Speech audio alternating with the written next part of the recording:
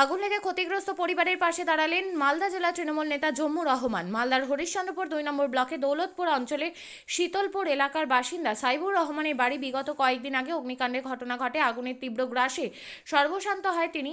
খবর পেয়ে সোমবার বিকেল নাগাদ ক্ষতিগ্রস্ত পরিবারটিকে খাদ্য সামগ্রী, জামাকাপড় সহ আর্থিক সাহায্য করলেন তৃণমূল নেতা জম্মু রহমান।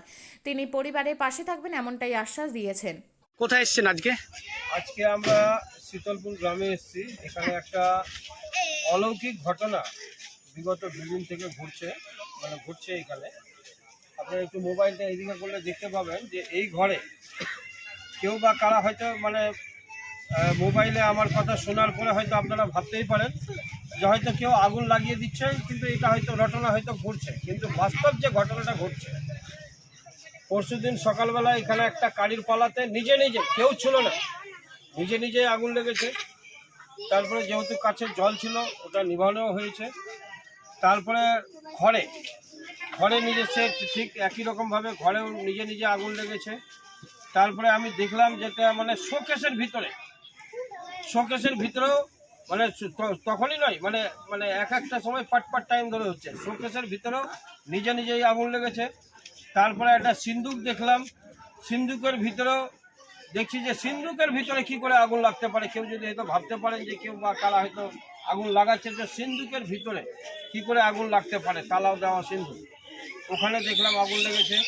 তারপরে আরেকটা ঘরের শোকেসে দেখলাম, সেখানেও ভিতরে ওই একই রকমভাবে আগুন লেগেছে। তো এটা টোটালি একটা অলৌকিক ঘটনা।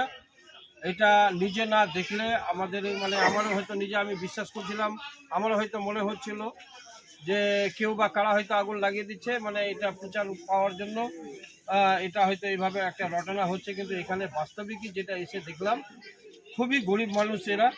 সরকারি তরফ থেকে বিডিও সাহেবের সঙ্গে আলোচনা করা হয়েছে, মন্ত্রী সাহেবের সঙ্গে আলোচনা করা হয়েছে। আমরা দুস্থ পরিবারের পাশে আমরা আছি।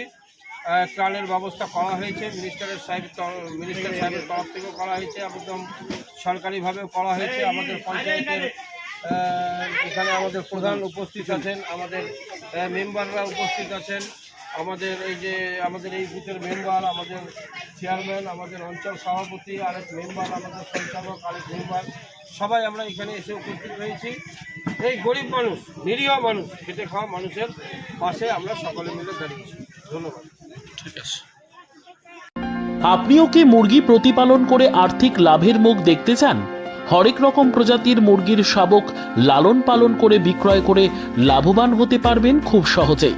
তাহলে আর চিন্তা নেই, আপনার জন্য প্রচেষ্টা নিয়ে এসেছে সেই সুযোগ। একই ফার্মে হরেক রকম প্রজাতির মুরগি পেয়ে যাবেন এখানে রয়েছে করকনাথ মুরগি, এছাড়াও আছে গিনি, ফ্রিগেল, টার্কি দেশি, এছাড়াও কোয়েল মুরগির শাবক। পাইকারি এবং খুচরো বিক্রয় করা হয়। যারা মুরগি পালন করে লাভবান হতে চান তাদের সকলকে আহ্বান জানাই আমরা। আজই চলে আসুন আমাদের প্রতিষ্ঠানে। আমাদের ঠিকানা মহারাজাহাট, রায়গঞ্জ, উত্তর দিনাজপুর। মোবাইল নম্বর 8250428960, 8145717292, 9907063902। শিক্ষাই জাতির মেরুদণ্ড। ছোট ছোট শিশুদের প্রাথমিক শিক্ষা পরিপূর্ণ না হলে আগামীতে সেই শিশুরা সঠিক পথে চলতে গিয়ে হোঁচট খায়। শিশুদের এই শিক্ষার প্রয়োজনীয়তাকে সামনে রেখেই গত 1 বছর ধরে পরিষেবা দিয়ে চলেছে জিনিয়াস এডুকেয়ার একাডেমি। শিশুদের অত্যাধুনিক শিক্ষায় শিক্ষিত করে তোলার একমাত্র বিশ্বস্ত প্রতিষ্ঠান এই একাডেমি। এখানে অভিজ্ঞ শিক্ষক শিক্ষিকা দ্বারা যত্ন সহকারে মাতৃভাষা বাংলা মাধ্যমে পড়ুয়াদের শিক্ষা দেওয়া হয়। একেবারে খেলার ছলে বিনোদনমূলকভাবে বাচ্চাদের এখানে পাঠ দেওয়া হয়। পড়াশোনার পাশাপাশি বাচ্চাদের বিনোদনের ব্যবস্থাও রয়েছে এখানে।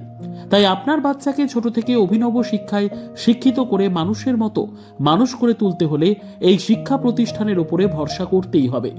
আমাদের ঠিকানা জিনিয়াস এডুকেয়ার একাডেমি, স্থান ঘুঘুডাঙ্গা মোড়, পোস্ট ভূপালপুর, রায়গঞ্জ, উত্তর দিনাজপুর।